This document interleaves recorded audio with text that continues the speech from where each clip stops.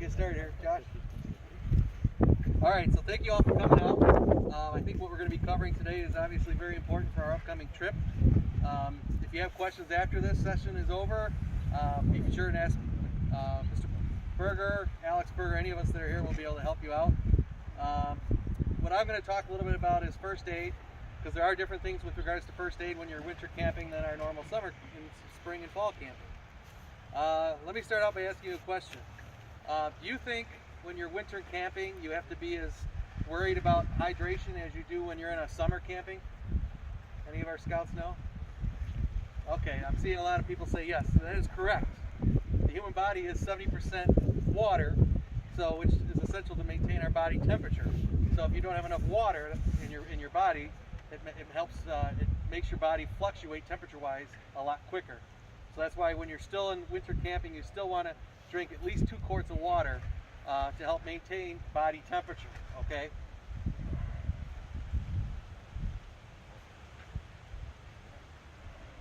What is something else that's unique to winter camping from a first aid standpoint that we could potentially encounter that we wouldn't encounter probably in summer camping? Yes? Frostbite, exactly. Anything else? Hypothermia. Hypothermia. Does everybody know what hypothermia is? Too cold. Yeah, that's what hypothermia is a person's body is losing more heat than it can generate. Okay, so we want to obviously try and maintain 98.6, but as your body starts getting colder and colder, your body's working hard to generate heat and it can't keep up with the cold temperature. That's why, as you're going to learn from layering and how to keep the cold air out so that your body doesn't have to work as hard to do that. There is something you can do yourself to see if you're starting to get hypothermia. It's a simple test, and all you need to do is take your thumb and start touching it to each of your fingers. As you start getting hypothermia, this becomes very hard to do. Okay. The young lady mentioned frostbite. What are some signs of What are the early signs of frostbite? Does anybody know? Yes. It's like your lower extremities, like your toes and your fingers, they start like getting red and I think. Usually, yeah, you'll start to get red, but then it'll also, the other sign is you're going to start getting some pain. You're going to start feeling pain in your fingers, your toes, your ears, all those things. Those extremity areas are where you're more likely to get frostbite. And so the early sign would be pain, redness, and then it could start turning darker. And what frostbite is it's literally your skin is starting to crystallize. It's starting to die. So it's important that if you are out there and you start feeling any pain, you start seeing any discoloration, that you immediately try and get near something warm. Now obviously with the camp that we're going to be doing next month, there will be a garage that has a potbelly stove in there. So if your fire's not generating enough heat, because you're going to learn more about having a fire near your campsite. But if you're not, if you're having trouble with your fire and you need to go warm up quickly, we'll have that available to you. What are some of the signs of hypothermia? Going back to hypothermia. Mumbles. Right.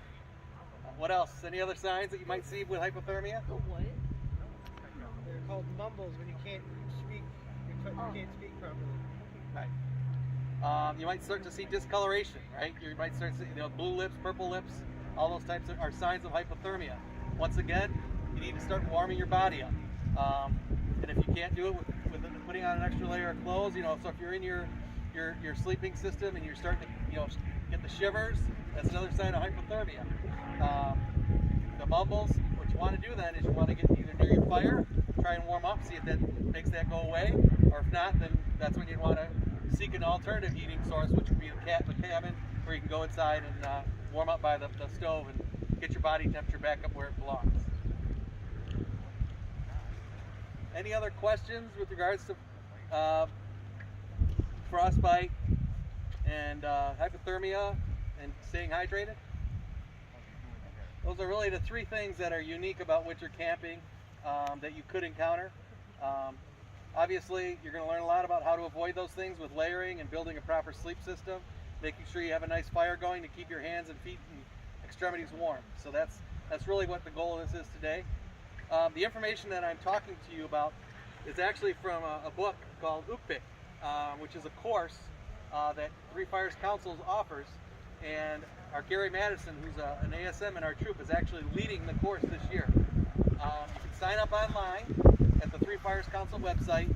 It's about 50% full, and it's imagine what we're doing today and multiply that. It's a full day event of learning all this stuff. What you'll do is you'll go to a session like this where you're going to learn all about the same things we're talking about today.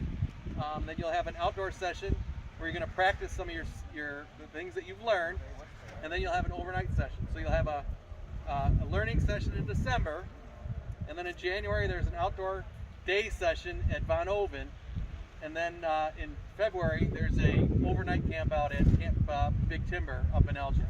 I highly recommend it. I took the course last year. As I mentioned, Gary Madison from our troop is leading the course this year, and I know we've got quite a few adults that are volunteering for it. I think John, you're volunteering for it. George, Mr. Berger, Rick's going to be volunteering. I think Mr. Sutton's volunteering. So we've got quite a few people from our troop, so you'll see a lot of familiar faces. I highly recommend the course. There's one caveat: there is an age limit. You have to be 14 years old by the time we do the overnight. Okay, so you can, if you're 13 now, but you'll be 14. Now there is a way to get around that.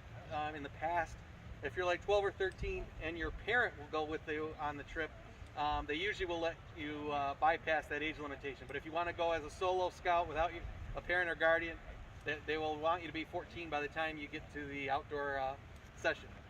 So hopefully, like I said, go out to Three Fires website, look for the UKPIC course. It's very inexpensive. It's a great course. You'll learn a lot, especially if you enjoy outdoor camping in the wintertime. Any questions about first aid in the winter or UKPIC? All right, Alex. All right.